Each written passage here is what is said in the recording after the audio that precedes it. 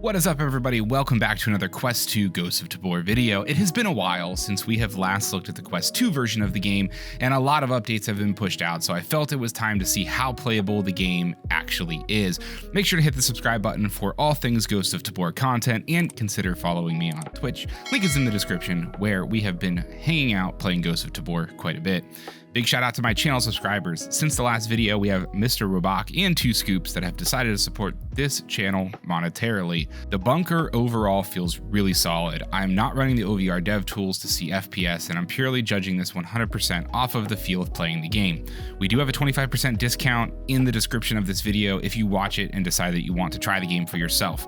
But keep in mind, I am not trying to even compare this to the PCVR version of the game graphically, because I do play Tabor 100% on PC, except for these videos. I have to keep an open mind about performance. There are most definitely still some stutters present here in the bunker, but they are far less frequent and annoying than they were once before. I'd say at best, sometimes there is a 1 to 2 second micro stutter, at least in the bunker. The Tabor market is about the same as the bunker. I am still able to get in and purchase what I need and get out. Micro stutters are present here and there, but overall, I'm impressed. Silo was really dark on the Quest, but performance-wise, I was 100% impressed compared to what I had played on the Quest 2 before.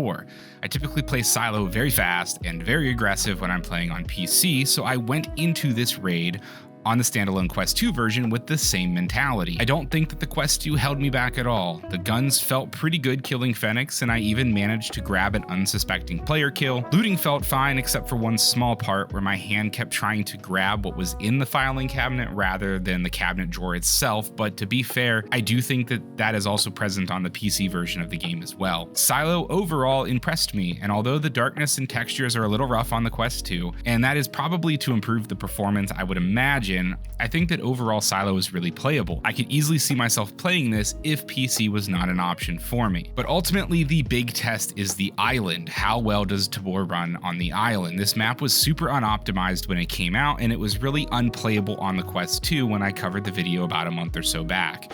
So I spawned into the island pretty unhopeful, actually. The initial load-in got really choppy, and I was like, okay, here we go. But it evened out pretty quickly. After that, it was shockingly smooth. We headed up to the radio tower and I was able to loot, go in and out of doorways without issues. Killing Fenix up close felt really good. Even in more populated areas like the prison camp or the army camp, I was able to scout around the hilltop, pick off some Fenix in the tower, and I even managed to grab a player kill. To be fair, he was friendly until he shot at me, and that was really stupid on his part. But more or less, I was able to play on the island almost the exact same way that I play on PC without many issues. That does not mean that there is no issues though. I think the draw distance is the biggest downfall here of playing on the island. You oftentimes just cannot see players or Fenix in the distance. They are way out of what the render distance of the Quest 2 is capable of, and sometimes once they do come into like right of the edge of your draw distance, they get really choppy in their animations, but they still shoot like laser beams. I think it's somewhat acceptable for this to happen, and in order to really play and push progression on the Quest 2 version of Tabor, you would really have to be mindful of the limitations of the Quest 2 and adjust your playstyle accordingly. Overall though, Ghosts of Tabor is so much better on the Quest 2 than when I last played. I think if PCVR is not an option for you, this is still a good purchase. I think that even if you played just Silo and never touched Island, the game is still worth its base price. I do hope that they keep improving the Quest 2 performance. However, I think eventually we will reach just the maximum limit of what the Quest 2 is able to pull off, but with the Quest 3 right around the corner, standalone is in a pretty good spot.